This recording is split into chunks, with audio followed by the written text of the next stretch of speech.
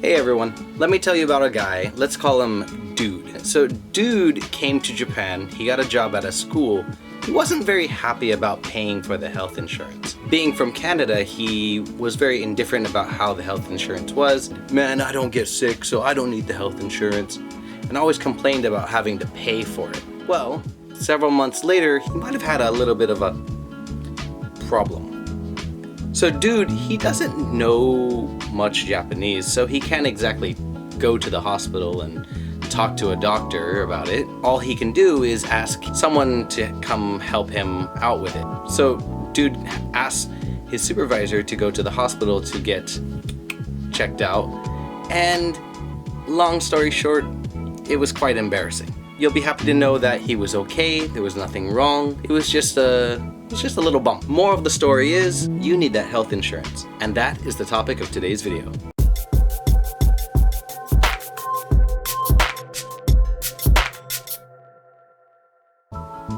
Hey guys, I'm Raph. Welcome back to another video. This time we're going to talk about Japan's healthcare system and what to do if you have to go to the hospital. All non-citizens, foreigners that are coming into Japan, specifically for work, are required to enroll into the Japanese health insurance system, whether it be through the company as an employee health insurance or through the government itself as the Japanese national health insurance system. This will not apply to tourists because you're only visiting. In that case, you're going to require traveler's insurance, and that's a completely different thing. Through this, every month you're going to pay a monthly premium, and that comes out of your salary or you pay it yourself, and you will be paying it into the insurance system itself. Now, if you have to go to the hospital or the clinic, then you just present your health insurance card, and in the end, you're only going to pay about 30% of that bill. Now, doesn't that sound awesome? Here are some helpful words to know when you're trying to describe what symptoms that you might have if you go to the clinic or hospital. First one, seki, cough, nodo no itami, sore throat, hanamizu, runny nose, netsu, fever, zutsu, headache, kaze, the common cold. And last, influenza, which is the actual name for the flu.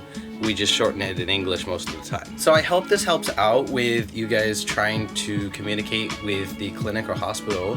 I hope that nothing ever happens to you, but considering right now it's the cold and flu season, it is very likely that you will probably catch something from someone else, a coworker, the kids, the students.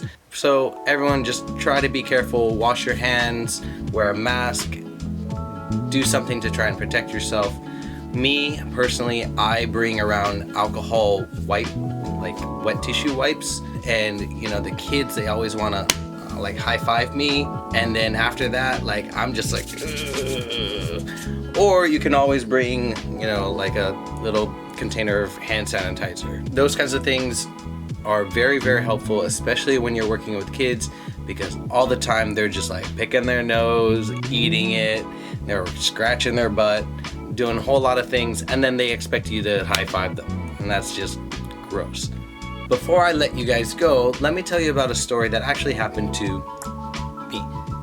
A couple years back, I had surgery because I got in a snowboarding accident. And here, let me just show you guys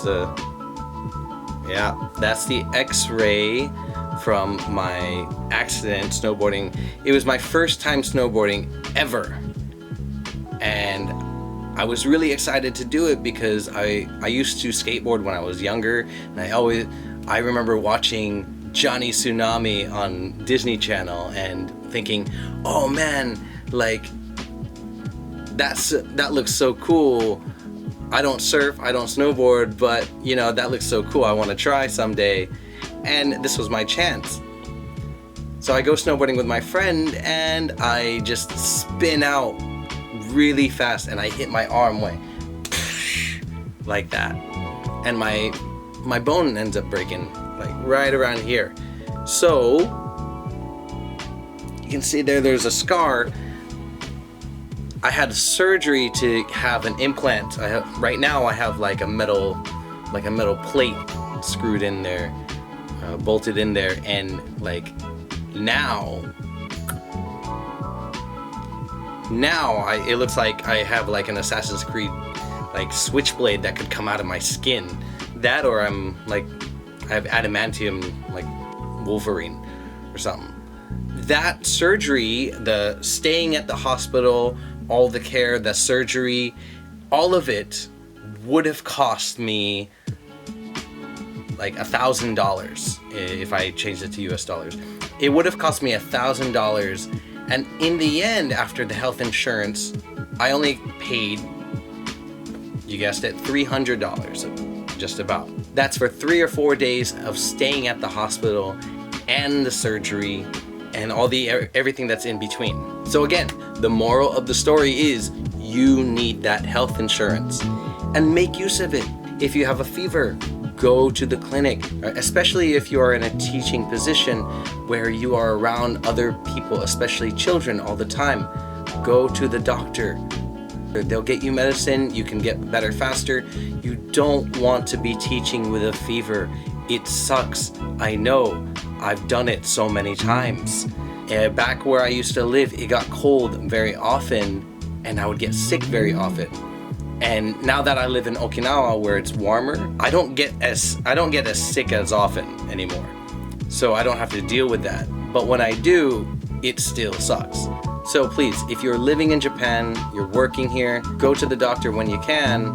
And even if you want to go for just a checkup, that's okay too, because your health is very important. Especially right now with the coronavirus going around, coming from China, popping up in all kinds of countries, US, France, Japan, Korea, it's popping up.